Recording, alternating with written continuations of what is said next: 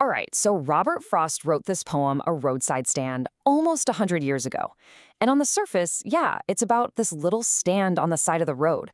But what he was really writing about was this deep divide in society, this gap that honestly feels like it's still here today. We're going to deconstruct it and see how it shines a light on two worlds that are right next to each other, but at the same time, couldn't be further apart. So Frost kicks things off by painting this picture, and you can just feel it, right? This little new shed feels so fragile, especially with all the polished traffic. You know, the modern world, just speeding by without a second glance. And he uses this one word that just hits you: plead. The stand plead. This isn't just a business, folks. It's a cry for help, a really desperate plea to just be seen. So what's the stand all about? I mean, what are they really asking for? Frost makes it super clear right away that it's not just about getting a handout. It's not, as he says, for a dole of bread. No, what they want is a chance. They want a piece of that city money, the cash that keeps the cities thriving, what Frost calls the flower of cities. It's not just about surviving day to day. It's about wanting a chance to, well, to live, to make our being expand, as the poem says. It's about tasting that life that they see in movies, a life that feels totally out of reach. Really, it's a plea for some basic economic dignity. Okay, so they're asking for dignity, for a chance, but that plea, it just hits a total brick wall of indifference. And that brings us to the core conflict of the poem, this huge, awkward divide between the city folks in their cars and the rural folks at the stand. And this just lays that disconnect out perfectly. On one side, you've got the rural plea. It's all about hope, right? They're asking for a piece of the pie, a chance to grow. But then look at the other side, the urban response. It's just cold. The people in the cars are either totally zoned out with a mind ahead, or they're actually annoyed. Annoyed that this little stand is ruining their perfect view of the landscape. Can you believe it? And this is where Frost, the poet, kind of steps in and talks directly to us. He says, look, the real problem here isn't that the signs are ugly or that the letters are painted backwards. That's not the point. The real tragedy, the real hurt, is what's unsaid. It's that quiet, hopeful sadness, that trusting sorrow of people just waiting and waiting for someone to finally stop. So being ignored is bad enough. But Frost argues that there's actually something worse than being ignored, and that's a certain kind of help. He really goes after the so-called experts and politicians who show up promising to fix everything for the rural poor.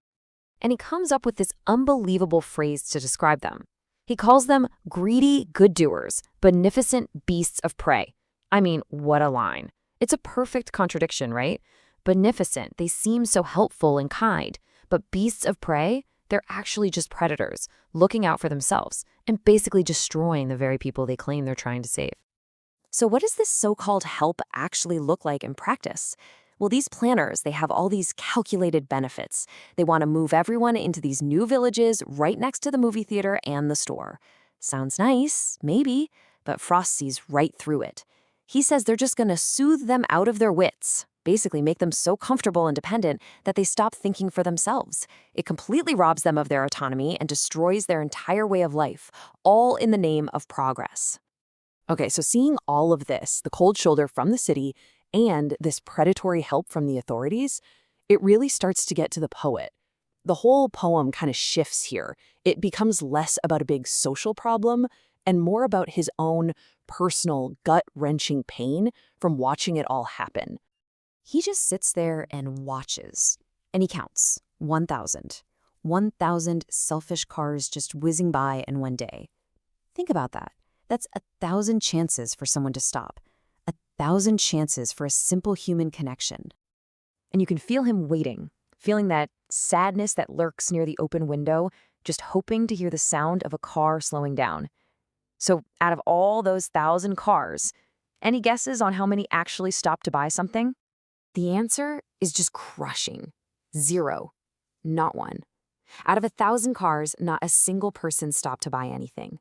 That hopeful waiting, which he calls a childish longing, was completely, totally for nothing. But here's the kicker, and it's almost crueler. Some cars did stop, but never for the right reason. One driver just stops to use their yard to turn around, tearing up the grass in the process. Another one stops to ask for directions. And then another one actually has the nerve to ask if they sell gas, which of course they don't. Every single time a car stops, it's just another little jab, another reminder of how invisible they are. So all of this endless stream of little insults and disappointments, it just builds and builds until the poet's empathy hits a breaking point. And it leads him to this really dark, really unsettling thought. In this moment of just complete despair, he says something pretty shocking. He admits that he feels the great relief it would be to put these people at one stroke out of their pain. Now, let's be clear, he doesn't actually want this to happen. It's a way of showing us how deeply he feels their pain.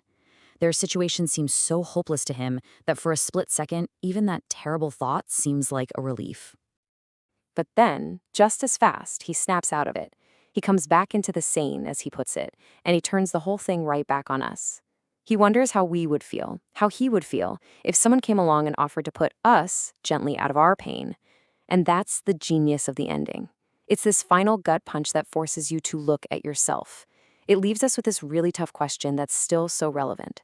What does it actually mean to help someone? And how do we learn to see the person behind the problem?